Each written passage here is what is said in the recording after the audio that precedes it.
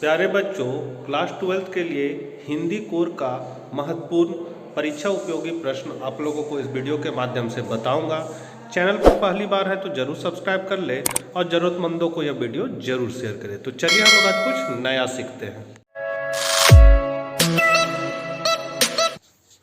Hindi core, इसका नाम हम लोग दिए हैं सेट 2। सीधे हम लोग क्वेश्चन पे चलते हैं। वस्तुनिष्ठ प्रश्न है, इस पद्यांश को पढ़ लेना है और इससे संबंधित सवाल के उत्तर देना है। धीरे धीरे हम बढ़ा दे रहे हैं, इसको देख लीजिएगा आप लोग।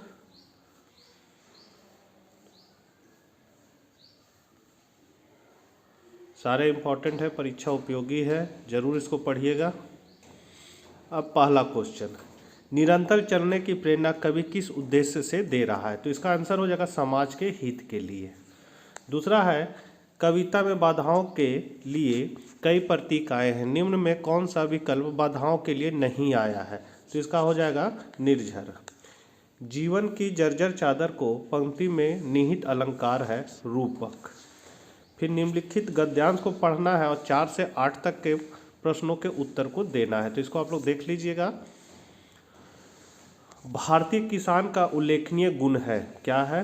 तो इसका आंसर है परिश्रमी, मितव्ययी, देखभाल कर चलने वाला। फिर है, भारतीय किसान किस बात में संसार में सबसे ऊपर है? तो संतोष एवं परिश्रम का जीवन जीने में। छठा है, भारतीय किसान को स्वावलंबी कैसे कहा जा सकता है? तो अपना मकान स्वयं बनाता है। फिर है, मितव्ययी का शाब्दिक अर्थ है तो कम खर्च करने वाला। फिर है, नीचे दिए गए शीर्षकों में से उपयुक्त गद्यांश का उचित शीर्षक चुनिए। तो क्या हो जाएगा? भारतीय किसान। अभिव्यक्ति और माध्यम से है, टेलीफोन, इंटरनेट, फैक्स, समाचार पत्र, रेडियो, टेलीविजन, सिनेमा आदि विभिन्न माध्यम है। किसका? तो संचार और जनसंचार के। संचार शब्द की उत्पत्ति जिस धातु से हुई है वह है तो चार। संचार की प्रक्रिया को किससे बाधा पहुंचती है? तो शोर से। सांकेतिक संचार है तो इशारे से बुलाना। प्राप्त संदेश में निहित अर्थ को समझने की कोशिश है तो डिकोडिंग। समाचार लेखन की सबसे उपयोगी और लोकप्रिय शैली कौन सी है? तो उल्टा पिरामिड शैली। फिर है, समाचार माध्यमों में काम करने वाले पत्रकार अपने पाठकों तथा श्रोताओं तक सूचनाएं पहुंचाने के लिए लेखन के विभिन्न रूपों का इस्तेमाल करते हैं, वह क्या कहलाता है? तो पत्रकारीय लेखन। फीचर लेखन की शैली होती है अनिश्चित। पत्रकारीय लेखन के अंतर्गत क्या क्या आते हैं? तो उपरोक्त सभी आते हैं। पाठ्य पुस्तक से क्वेश्चन है, हरिवंश राय बच्चन का जन्म कब हुआ था? तो 1907 में। प्रयत्नशील मनुष्य को अपना लक्ष्य दूर नहीं लगता है। प्रस्तुत कविता में पूलो शब्द का क्या अर्थ है? तो बौछारे। कपास शब्द किसका प्रतीक है? तो कोमलता का। कवि कुंवर नारायण का जन्म किस राज्य में हुआ था? उत्तर प्रदेश। रघुवीर सहाय का जन्म किस वर्ष हुआ था? 1929। कविता संघर्ष स्वीकार है कि भाषा कैसी है? तो साहित्यिक। शमशेर बहादुर सिंह की रचना है तो कुछ कविताएं इतने पास अपने, दोनों है इसलिए तीसरा आंसर है। सूर्यकांत त्रिपाठी निराला का जन्म राज्य में हुआ था, कहाँ? तो बंगाल में। बादल राग कैसी रचना है? तो मुक्त छंद है। कविता में वर्णित कौं का अर्थ क्या है? तो कोई भी। पेट की आग शांत करने का क्या उपाय तुलसीदास ने बताए हैं? तो राम भक्ति। रघुपति सहायक फिराक का जन्म किस राज्य में हुआ था? तो उत्तर प्रदेश। शायर कैसे रोता है? तो अपने दर्द को छुपाकर। छोटा मेरा खेत कविता के रचनाकार कौन है? तो उमाशंकर जोशी जी। प्रयाग महिला विद्यापीठ की स्थापना किसने की थी? महादेवी वर्मा ने। जैनेन्द्र कैसे कवि थे? तो कथाकार थे। फल वल कुछ नहीं होता किसने कहा था? तो मेढक मंडली ने। कुत्ते जाड़े से राख की ढेर में कैसे सो रहे हैं? तो शरीर को सिकोड़कर। चार्ली को किससे संघर्ष करना पड़ा? तो जटिल परिस्थितियों से। शिरीष की डालें कैसी होती है? तो कमजोर। जाति प्रथा का सबसे बड़ा दोष क्या है? तो यह लोगों को एक पेशे से जोड़ देती है। यशोधर बाबू के कितने बेटे थे? तो 3 बेटे थे। तो 40 आपका ऑब्जेक्टिव रहेगा जिसका आंसर आपको OMR पर देना है। अब उत्तर पुस्तिका पर देने वाले प्रश्न को हम लोग देखते हैं। तो इस पद्यांश को पढ़िएगा और इसी से संबंधित सवाल के आंसर आपको देना है। पहला है, कवि ने पुण्य भूमि किसे और क्यों कहा है? तो कवि ने भारत भूमि को पुण्य भूमि कहा है क्योंकि वहाँ आकर सैकड़ों नक्षत्र लोग उसकी आरती उतारते हैं।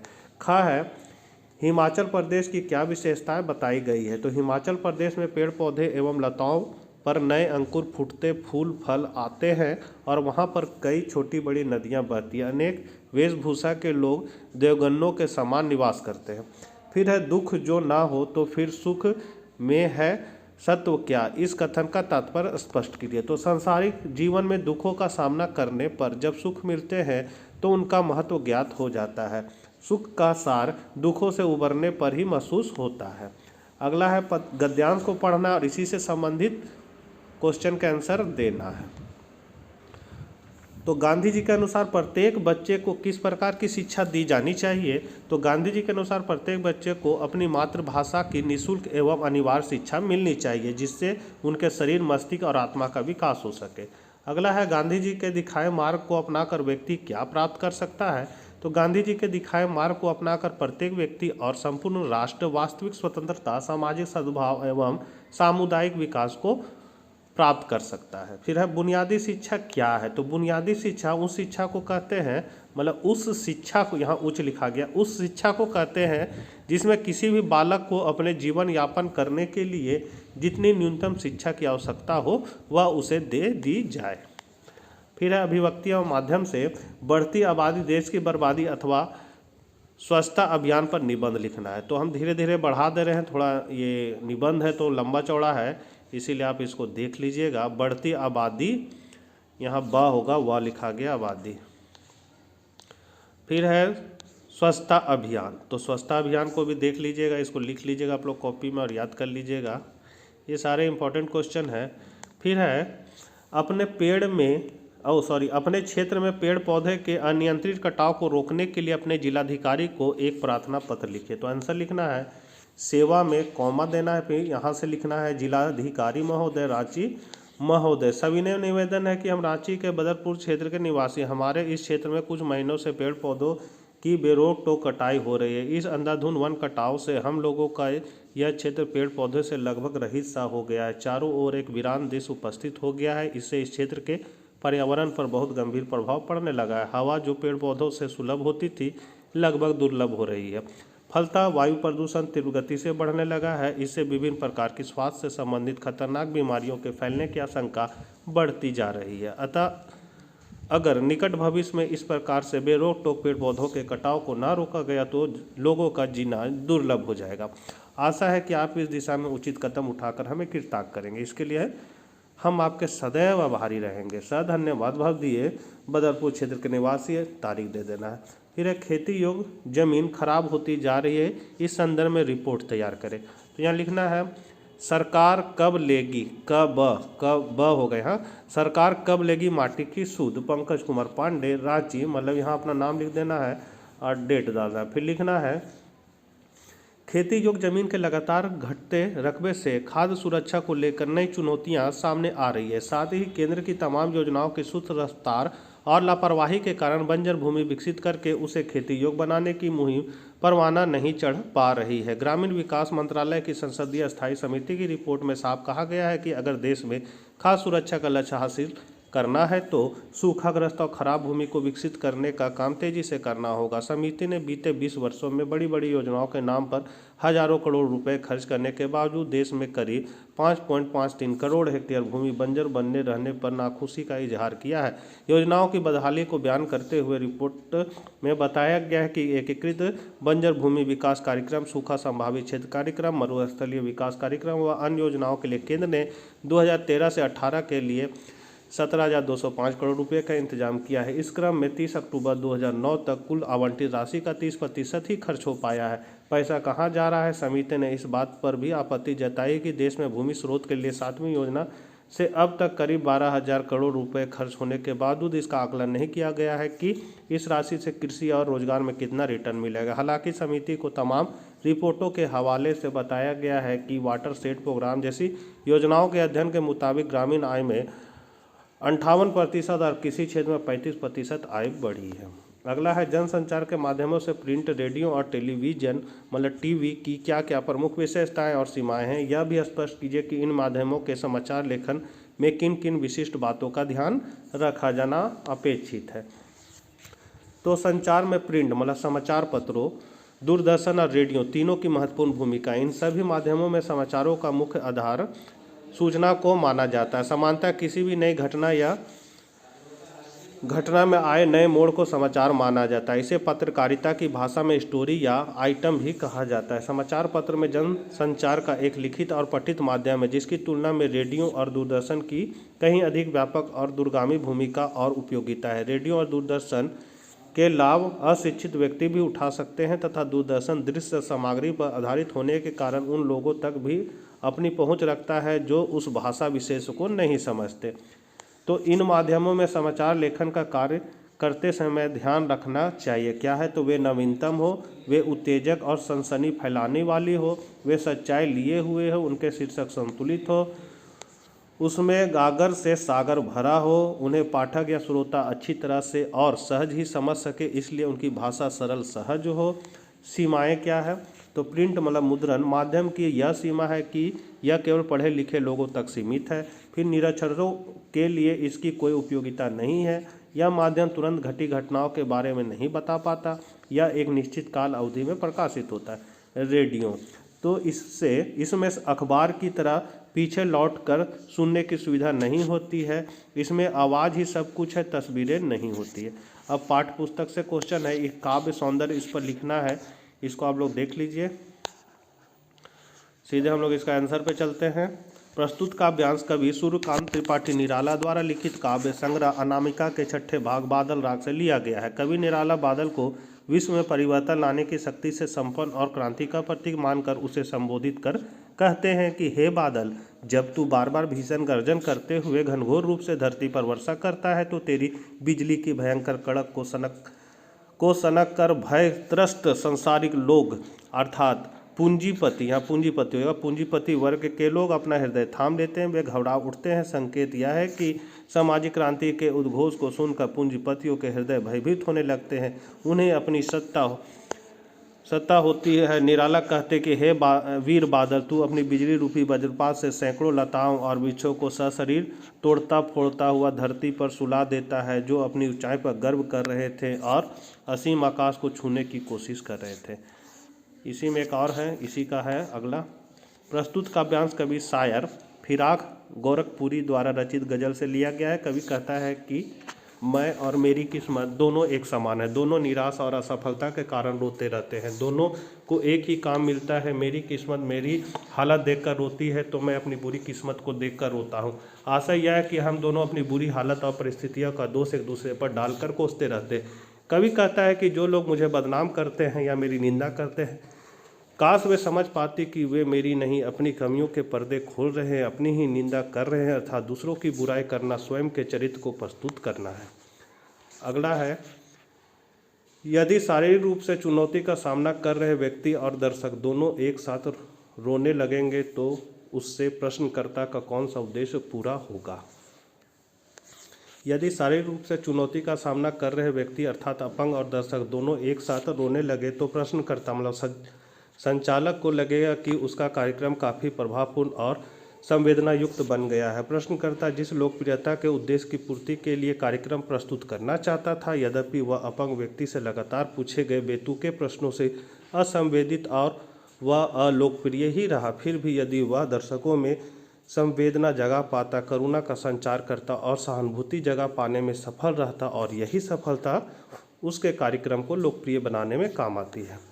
अगला है, अस्थिर सुख पर दुख की छाया। पंक्ति में दुख की छाया किसे कहा गया है और क्यों, तो पूंजीपतियों के द्वारा सामान्य लोगों एवं किसानों का शोषण किया जाता है। इस कारण पूंजीपतियों के पास पर्याप्त सुख के साधन होते हैं। सामाजिक क्रांति से वे सदैव डरते हैं, क्रांति आने से सब कुछ परिवर्तित हो जाएगा, अतएव क्रांति या विनाश की आशंका को उनके सुख पर दुख की छाया बताया गया है। अगला है, शोकग्रस्त माहौल में हनुमान के अवतरण को करुण रस के बीच वीर रस का क्यों कहा गया है, तो सुएसन वैद्य ने कहा था कि भोर होने से पहले संजीवनी बूटी आने पर ही लक्ष्मण का सही उपचार हो सकेगा, अन्यथा प्राण संकट में आ जाएंगे। भोर होने के करीब थी परंतु हनुमान तब तक नहीं आए थे, अतएव श्री राम लक्ष्मण के अनिष्ट की आशंका से करुण विलाप करने लगे। उन्हें विलाप करते देखकर सारे भालू और वानर यूथ भी शोकग्रस्त हो गए थे। उसी समय हनुमान संजीवनी बूटी लेकर आ गए। विशाल पहाड़ को उखाड़ कर लाने तथा साहसिक कार्य करने से हनुमान को देखते ही सभी में आशा उत्साह का संचार हो गया। अतः अचानक इस परिवर्तन में करुण रस के बीच वीर रस का आविर्भाव कहा गया है। अगला है बाजार का जादू चढ़ने और उतरने पर मनुष्य पर क्या क्या असर पड़ता है। तो बाजार का जादू चढ़ने पर व्यक्ति अधिक से अधिक वस्तु खरीदना चाहता है। तब वह सोचता है कि बाजार में बहुत कुछ और उसके पास कम चीज़ें। वह लालच में आकर गैर जरूरी चीज़ों को भी खरीद लेता है, परंतु जब बाजार का जादू उतर जाता है तो उसे वे वस्तुएं अर्थात अपनी द्वारा खरीदी गई वस्तुएं अनावश्यक, निरर्थक एवं आराम में खलल डालने वाली लगती है। अगला है साफिया के भाई ने नमक की पुड़िया ले जाने से क्यों मना कर दिया। तो साफिया के भाई ने नमक की पुड़िया ले जाने से इसलिए मना कर दिया क्योंकि पाकिस्तान से भारत में नमक ले जाना गैर कानूनी है तथा कस्टम के अधिकारी नमक की पुड़िया मिलने पर उसके सामान की चिंदी चिंदी कर डालेंगे और पकड़े जाने पर उनकी बदनामी भी होगी। अगला है लेखक ने शिशिर को कालजयी अवधूत माने सन्यासी की तरह क्यों माना है। तो अवधूत ऐसा सन्यासी या तंत्र साधक होता है जो सांसारिक विषय वासनाओं से ऊपर उठा हुआ होता है, सुख दुख से मुक्त एवं कामनाओं से रहित होता है। वह विपरीत परिस्थिति में भी समान रहकर फक्कड़ और मस्त बना रहता है। उसी प्रकार शिशिर वृक्ष भी तपन, लू, शीत आदि सब सहन करता है और वसंतगम पर फूलों से लद जाता है। माने जब वसंत का आगमन होता है तो फूलों से लद जाता है। जब गर्मी एवं लू से सारा संसार संतप्त रहता है तब भी शिशिर लहराता रहता है। अतः इसे कालंजयी अवधूत के समान बताया गया है। अगला है जयशंकर प्रसाद की किन्हीं दो रचनाओं के नाम लिखे। तो अनामिका और परिमल। शमशेर बहादुर की किन्हीं दो रचनाओं के नाम लिखे। तो इतने पास अपने और बात बोलेगी। शिरीष के वृक्ष, कबीर और कालिदास में हजारी प्रसाद जी ने क्या समानताएं देखी और क्यों। तो हजारी प्रसाद द्विवेदी ने शिरीष के वृक्ष, कबीर और कालिदास में मस्तमौला तथा फक्कड़ स्वभाव की विशेषता देखी। जीवन में संकटग्रस्त रहते हुए भी कबीर अपने सिद्धांतों से विचलित नहीं हुए। कालिदास भी योगियों की भांति मोह मुक्त रहे और शिरीष का वृक्ष भी विपरीत मौसम, लू, गर्मी में भी मस्त होकर खिला रहता है। इसी का अथवा में है डॉक्टर अंबेडकर ने दास्ता किसे बताया है, समझाएं। तो डॉक्टर अंबेडकर के अनुसार जब अपना व्यवसाय चुनने की स्वतंत्रता ना हो तो उसका अर्थ दास्ता मानना चाहिए, क्योंकि दास्ता का ऐसा केवल कानूनी पराधीनता के अंतर्गत ही नहीं माना जाता, अपितु जिसमें कुछ व्यक्तियों को अपनी क्षमता एवं रुचि के विरुद्ध पेशा अपनाने को विवश होना पड़ता है। ऐसी व्यवस्था को भी हम दास्ता कहा गया है। फिर सिंधु सभ्यता की खूबी उसका सौंदर्य बोध है और राज पोषित या धर्म पोषित ना होकर समाज पोषित था। ऐसा क्यों कहा गया है। तो लेखक ने सिंधु सभ्यता के विविध साक्ष्यों के आधार पर बताया कि वहाँ पर भव्यता के स्थान पर कलात्मकता पर अधिक ध्यान रहता था। वहाँ के निवासी इसी कला प्रेमी और सुरुचि संपन्न थे। वहाँ वास्तुकला, नगर नियोजन, धातु और पत्थर की मूर्तियाँ, मृद भंडारों के ऊपर चित्र, विविध छावनियाँ, खिलौने, केश विन्यास, तांबे का आईना, आभूषण और सुघड़ अक्षरों की लिपि सिंधु सभ्यता को तकनीकी सिद्ध से ज़्यादा कला सिद्ध व्यक्त करती है। वहाँ पर भव्य राज प्रसाद, मंदिर एवं विशाल उपासना स्थल नहीं थे। वहाँ राजाओं की समाधियाँ एवं मूर्तियाँ भी नहीं मिली। इससे पता चलता है कि वहाँ का समाज राजा द्वारा पालित पोषित तथा धर्म द्वारा प्रचालित नहीं था। वहाँ की सभ्यता पूर्णतः समाज पोषित अर्थात सामाजिक व्यवस्था की एक रूपता से अनुशासित थी। अतः सिंधु सभ्यता को लेकर कहा गया उक्त कथन उचित ही है। इसी का अथवा में है पापा का चेहरा पीला पड़ चुका था, वे नर्वस थे। एन ने इसका क्या कारण बताया। तो लेखिका ने बताया है कि उसके पिता एक स्थान पर घबराए हुए दृष्टिगत होते हैं, जिसके कारण उनके पापा का चेहरा पीला पड़ चुका था और वे नर्वस प्रतीत हो रहे थे। इसका कारण यह था कि एक रात उसके घर के नीचे वाले गोदाम में चोरी और लूटमार की नीयत से कुछ सेंधमार घुस आए थे। उन्होंने गोदाम के किवाड़ के फट्टे को तोड़ दिया था और लूटमार में लग गए थे। पिताजी मिस्टर वानदान और पीटर लपक कर नीचे पहुंच गए। बिना सोचे समझे मिस्टर वानदान चिल्लाए पुलिस का नाम सुनते ही सेंधमार भाग गए। फट्टे को दोबारा उसी तरह लगाया गया ताकि पुलिस को इस गैप का पता ना चले, लेकिन अगले क्षण फिर से सेंधमारों द्वारा फट्टा वापस गिरा दिया गया और वे लौटकर फिर से चोरी करने में जुट गए। इस सारे दृश्य की अनुभूति करके लेखिका के पिता को लगा कि उनके अज्ञातवास का पता चल जाता है। तो ये थे महत्वपूर्ण क्वेश्चन इसका नाम हम लोग दिए हैं हिंदी कोर्स सेट 2। मिलते हैं नेक्स्ट वीडियो के साथ, तब तक ले आज्ञा दीजिए, बाय बाय।